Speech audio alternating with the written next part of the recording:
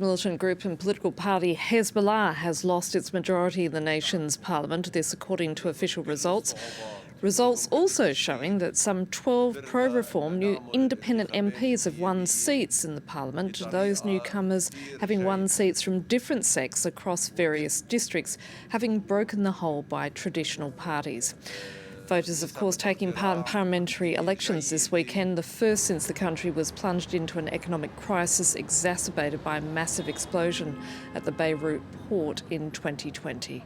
Wassim Cornet spoke to us earlier from Beirut.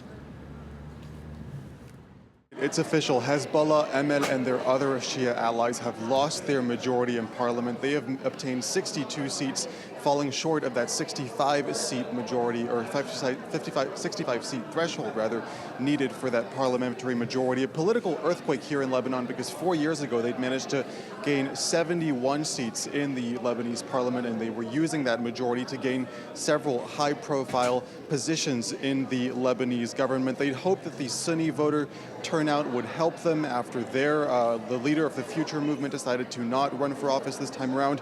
They did gain some Sunni voters, but not enough to cover their losses.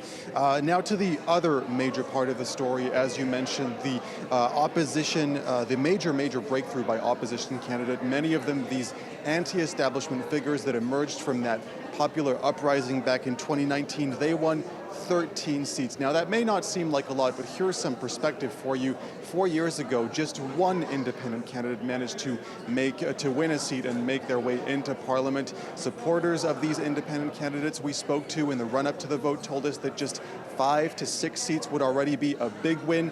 10 to 12 was already beyond their wildest dreams, and here we are, 13 seats for these anti-establishment figures.